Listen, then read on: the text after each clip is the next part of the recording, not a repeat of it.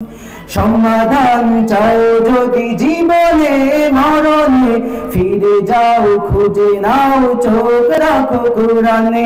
সমাধান চাও যদি জীবনে মরণে, ফিরে যাও খুঁজে নাও চোখ রাখো কোরআনে।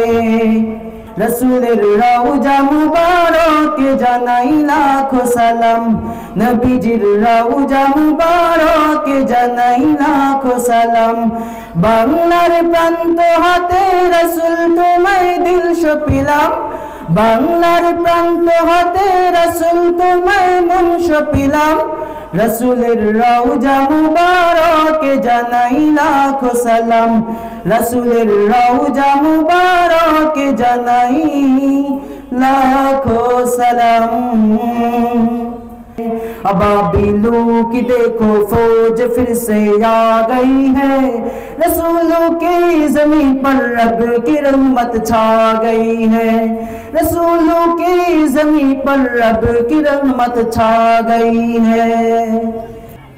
প্রিয় হাজরিন, আমরা সকলেই জানি আমরা যখন মানবদেহে কোনো রোগাক্রান্ত হই বা শারীরিকভাবে কোনো অসুস্থ হই, তাহলে ডাক্তারের শরণাপন্ন হতে হয়।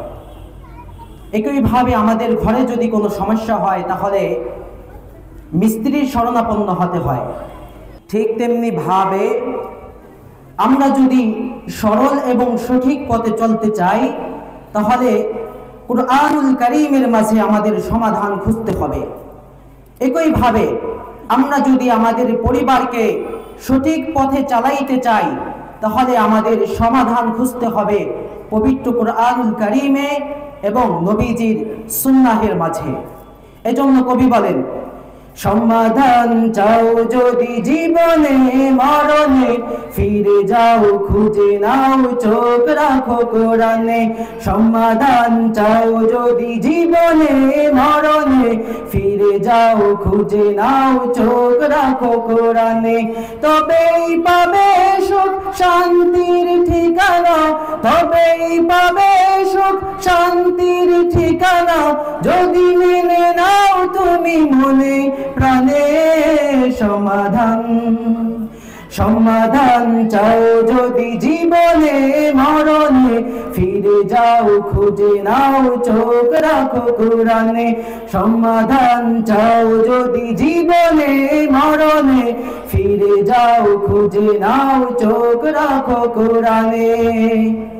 মুহতারাম হাজিরিন, আমরা যখন পবিত্র কুরআনুল কারীমের প্রতি আমরা সজাগ দৃষ্টি রাখবো বা সেখানে পরখ করে চলবো, তাহলে আমাদের এই জীবন সুন্দর হবে, আমাদের এই জীবন পরিপাটি হবে। আমরা যখন আমাদের এই জীবনকে পরিপাটি করতে পারবো তখন আমাদের অন্তরে প্রশান্তি লাভ হবে। এজন্য আল্লাহর হাবিব সাল্লাল্লাহু আলাইহি ওয়াসাল্লাম বলেছেন, যে ব্যক্তি আমার উপর একবার দুরূদ পাঠ করবে আল্লাহ রাব্বুল আলামিনের 10টি রহমত তার উপর নাযিল হবে। বলেন সুবহানাল্লাহ। এজন্য অন্তরকে প্রশান্তি করে তুলতে হলে আমাদেরকে অবশ্যই রাসূলুল্লাহ সাল্লাল্লাহু আলাইহি ওয়াসাল্লামের দুরূদ বেশি বেশি পাঠ করতে হবে। রসুলের রওজা মুবারকে জানাই লাখো সালাম, রসুলের রওজা মুবারকে জানাই লাখো সালাম, নবীজির রওজা মুবারকে জানাই লাখো সালাম। বাংলার প্রান্ত হাতে রসুল তোমায় দিল সপিলাম, বাংলার প্রান্ত হাতে রসুল তোমায় মন সপিলাম। রসুলের রওজা মুবারকে জানাই লাখো সালাম, রসুলের রওজা মুবারকে জানাই লাখো সালাম।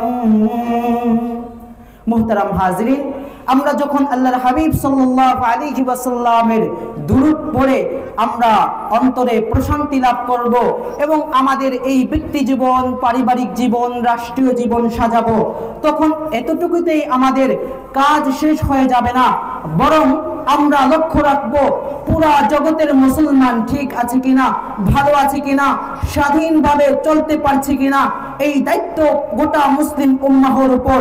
এজন্য বিশ্বের যেখানে মুসলমানরা নির্যাতিত, তাদের দুঃখে মুসলমানদেরকে সমভাবে দুঃখিত হতে হবে, বেদনামুক্ত হতে হবে। এজন্য সকলেই জানি যে ফিলিস্তিনে মুসলমানরা নির্যাতিত হচ্ছে। আর তাদের সেই নির্যাতনের বিবরণ আমি আমার একটা উর্দু সঙ্গীতে তুলে ধরব। अबाबिलों की देखो फौज फिर से आ गई है, रसूलों की ज़मीं पर रब की रहमत छा गई है। अबाबिलों की देखो फौज फिर से आ गई है, रसूलों की ज़मीं पर रब की रहमत छा गई है, रसूलों की ज़मीं पर रब की रहमत छा गई है। फजा में गुंजे खुशिये भरे फिर से तराने, मिले हैं लोग को अक्सा सीमा के खजाने।